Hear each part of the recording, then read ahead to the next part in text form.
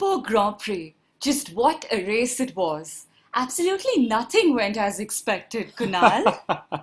Yes, we didn't have a Mercedes on pole or anywhere on the podium. I can't believe it. Yes, in fact, we didn't have a Mercedes car lead even a single lap. I can't remember when this last happened. Unless you count the safety car, of course.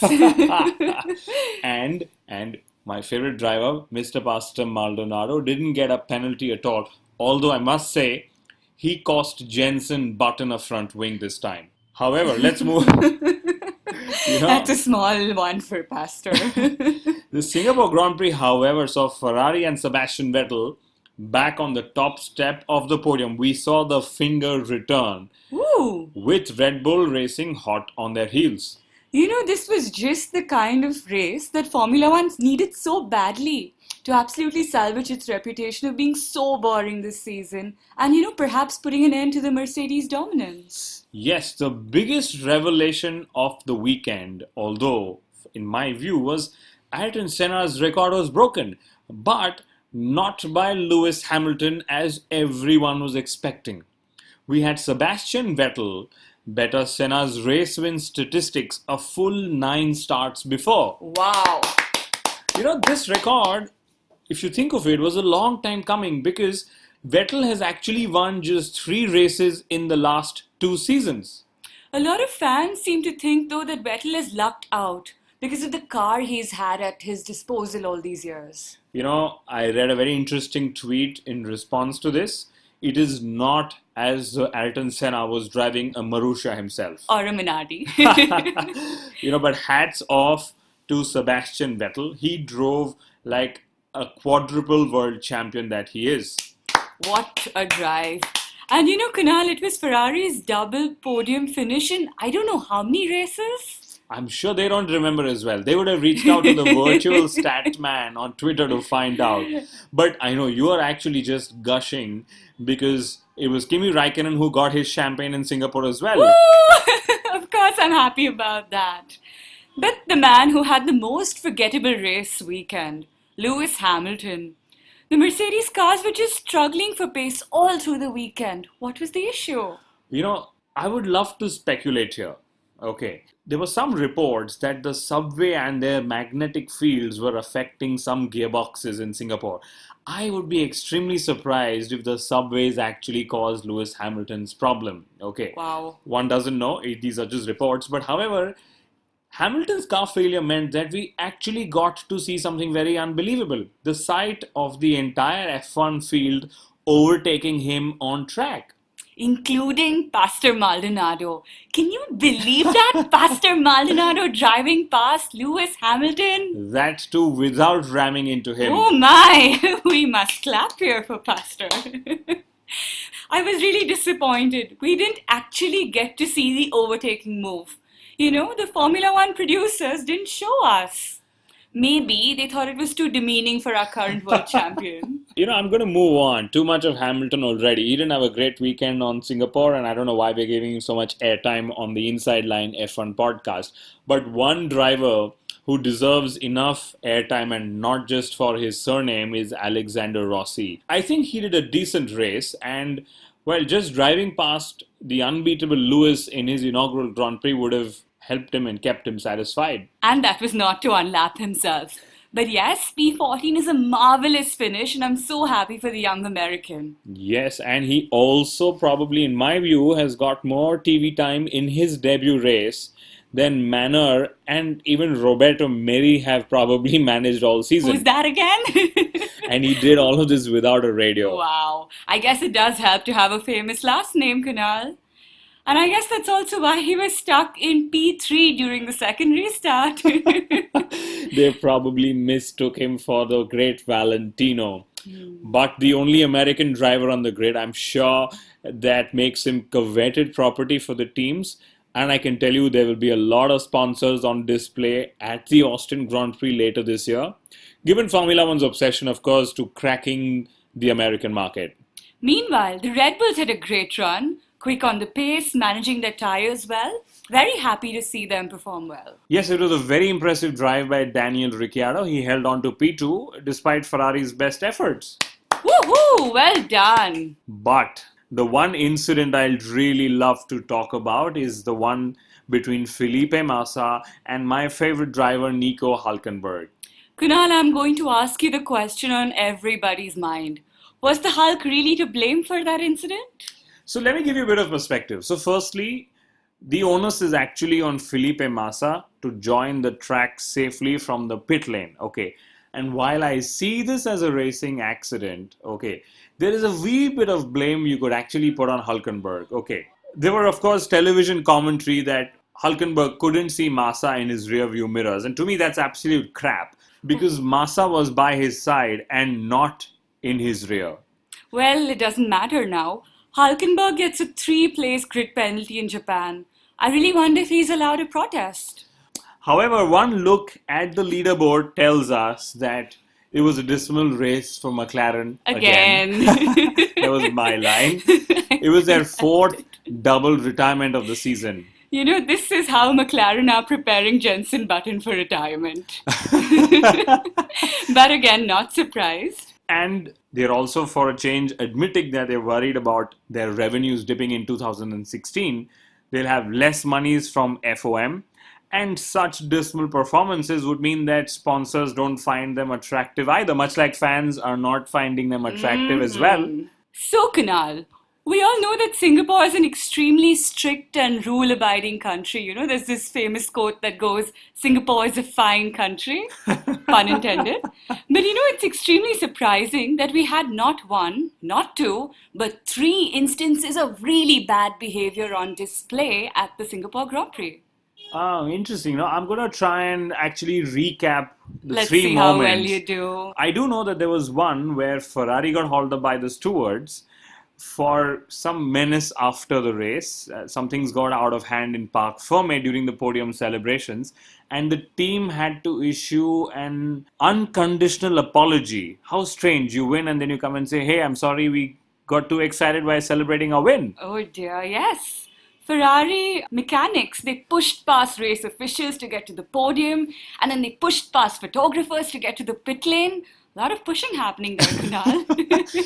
And ironically, this was before they had any of their champagne. Yeah. All I can say is next time Ferrari should let the car do the pushing on track. The second bizarre incident that happened, which was very obvious, was the unknown fan who simply just strolled onto the circuit while cars were whizzing past. What was that? I mean, I swear, he was wearing shorts and sneakers. It was like he was out on a casual post-dinner stroll. Given that the Singapore Grand Prix starts at 8 o'clock local time, I'm not surprised if dinner was actually his meal of choice. Yeah. But reports indicate that he was British. Okay, it was reports, I don't know. And maybe there is a link here, that Lewis had crashed out of the race just 3 laps before this incident. Oh my. So that was just a fan who decided to walk home. Now it all makes sense. Though Sebastian Vettel, he got a pretty close-up view of this random intruder, claims he took a photograph. You know, I think I'm going to introduce that fan to the world of zoom lenses. But I am very curious to know if he actually clicked a selfie or was he being boring by clicking a regular picture? My God. But you know, it was a brilliant, brilliant plug for Johnny Walker. Keep walking, but not on the racetrack. I'm going to send them an invoice for this unexpected mention on our podcast. But back to the fan. I'm surprised, though, that Ricciardo claims that the episode cost him the race win. Well, never know. And the final case of bad behavior at Singapore, Kunal. Yes. I'm just going to tell you. Max Verstappen. Oh boy. Oh yeah. So he disobeyed Toro Rosso team orders to let Carlos Sainz pass by. What was that all about? I don't know how to put it. The easiest way to put it is that Toro Rosso wanted Carlos Sainz, who was on newer tires, to have a shot at Sergio Perez for P7. Okay. And hence they wanted the drivers to change positions, and had that not happened, they would have probably asked them to switch positions back. Although in my view, to do this with 2 laps to go was a little bit too ambitious. True, Red Bull did it earlier this season. And if nothing else, at least now we all know that underneath, Max is still a rebellious and hot-headed teenager who won't listen to anyone. Go to your room, Max. You've been a bad, bad boy. Put him in the corner. Well, I do expect Sainz and Verstappen to be in Formula One for a long, long time and fight many a championship together, either as teammates or otherwise. And they're already having their run-ins with team orders, huh? Yes, I'll be very excited to know when they'll be available on the driver market, because currently the market is very boring. Every team has gone and confirmed their drivers, okay? And it's the engine market that's actually heating up. There's a lot that is happening on that front. Absolutely. So rumor has it that Renault's buyout of Lotus is complete. So we will have a Renault works team on the grid next year. Good Yes, news. it's good news. It's good to see Renault back on the grid as a car manufacturer, as not just an engine manufacturer. I am pretty certain Bernie's tried extremely hard to have them, and he's unfortunately or not offered them iconic status already. Okay. However, we get to hear that Grosjean is moving on, possibly to Haas next year, which seems a little strange, given that he's the faster driver, B, he's French. Pastor Maldonado has been confirmed for a Renault seat though. Damn.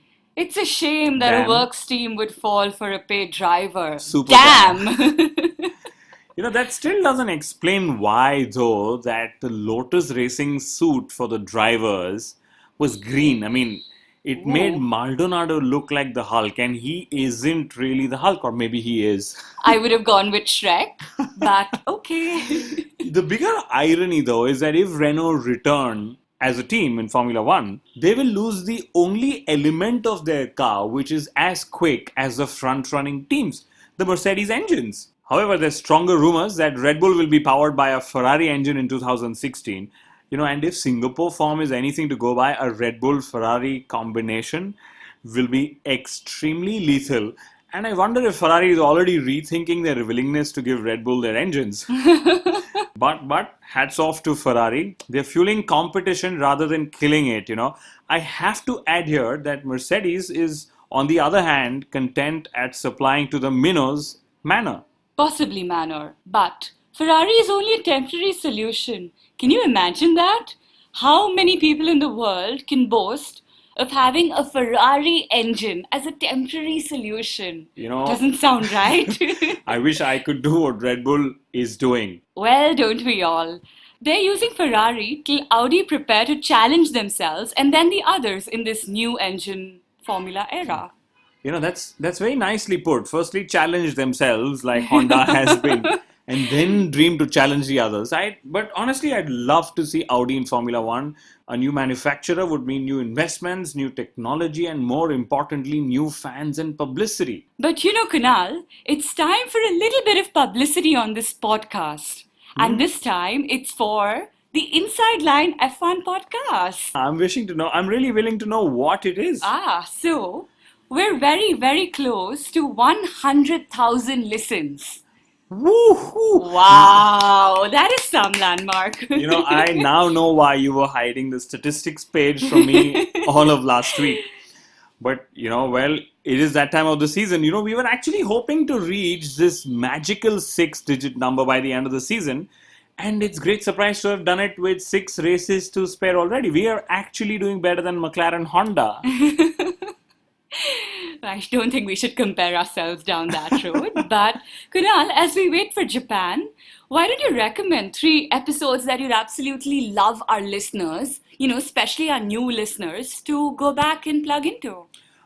For sure. It's going to be the interview we did with David Coulthard in Hyderabad, minutes before he drove, and he performed donuts thanks to Red Bull. That was a really, really good one. We had a fantastic opportunity there. Then there was a lot on Lewis Hamilton, one about his bad hair days and how they're here to stay, and of course his statistical comparison with Ayrton Senna. That was one hell of a controversial episode going by fan feedback. But on that note, thank you so much to all our listeners for tuning in this week. And see you next week as we look forward to Suzuka.